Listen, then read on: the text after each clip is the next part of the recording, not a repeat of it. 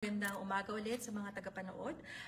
Ngayon, mag-aalis 10 na ng umaga dito sa Den Haag, sa The Netherlands at halos mahigit 30 minuto na lang at matutunghayan na natin yung live na hearing para sa apela ng interim release ni dating Pangulong Rodrigo Duterte.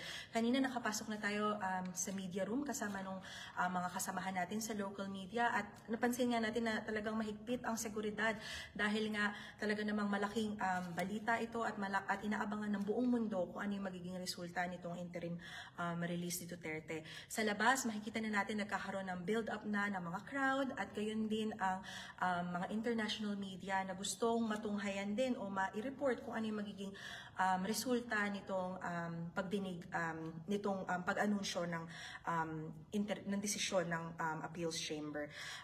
Alam din natin na hindi makikita natin si Duterte, hindi natin makikita ngayon si Duterte sa hearing at bagkus ang kanyang lead defense counsel na si Nicholas Kaufman ang kanyang magiging counsel on record. Inaasahan din natin na pupunta ang representative ng kanyang pamilya na si Omar Duterte. So abangan natin kung makukuha natin siya ng pahayag mamaya. Mapapanood din ng live itong desisyon ng ICC sa YouTube at gayon din sa ICC website. Narinig natin kanina na posibleng walang delay na yung magiging broadcast kasi originally dapat may 30-minute delay yan for security purposes but dahil nga mahalaga daw itong kaso na to. For sure, dito sa media center, walang delay. Pero doon sa YouTube, abangan natin mamaya kung talaga bang kumpirmado na walang delay yung magiging broadcast mamaya. Doon sa mga nagtatanong, no, kung ano nga ba yung significance o ano nga ba yung ibig sabihin nitong interim release, no? Yung interim release, ito ay may halintulad natin sa piyansa or bail sa Pilipinas para sa mga non-capital offense. Ngunit kung sa piyansa, pwede ka magbayad para sa iyong temporary freedom. Dito naman sa interim release, kailangan magkaroon o mabigyan, ma-meet ang mga tatlong grounds of conditions para ma-grant ito kay dating Pangulong Duterte. Una dyan, dapat hindi flight risk ang Pangulo. Kumbaga ay siya ay a-attend pa rin at makikipag-cooperate sa hukuman para sa mga susunod na trial at hearing. Pangalawa, dapat hindi makakaabala ang kanyang temporary freedom o yung pagka-release niya sa mga proceeding. At pangatlo, ay dapat ay hindi rin kung ano man yung krimen na inakusahan sa kanya, dapat hindi ito magpatuloy or hindi ito magagawa ulit. Kung naman mabibigyan ng interim release si Duterte, yan, isa na sa napakalaking balita niyan. Ngunit magkakaroon ng mahigpit na mga kondisyon para dito at isa na nga dyan yung mahigpit na pagmamonitor kung saan siya pwedeng bumiyahe, kung saan siya pwedeng mag-travel.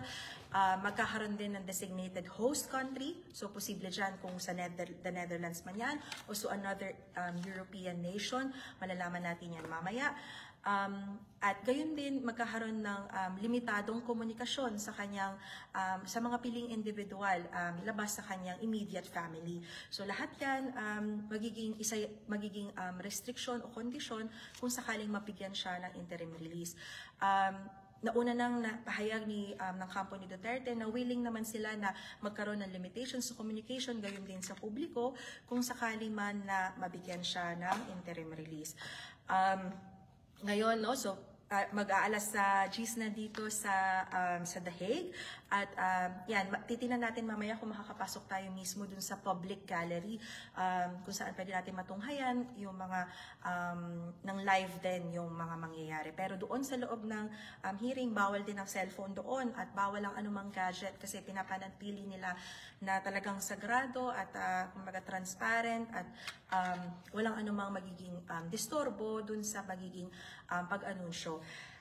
Gusto ko rin na i-point out na ngayon, hindi na yung pre-trial chamber judges ang magiging parte ng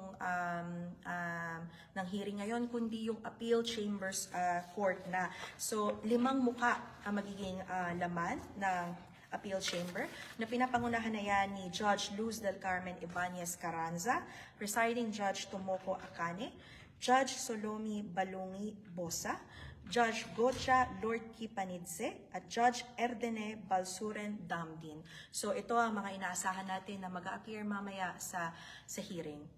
Ako si Sofia Balot para sa GMA Integrated News.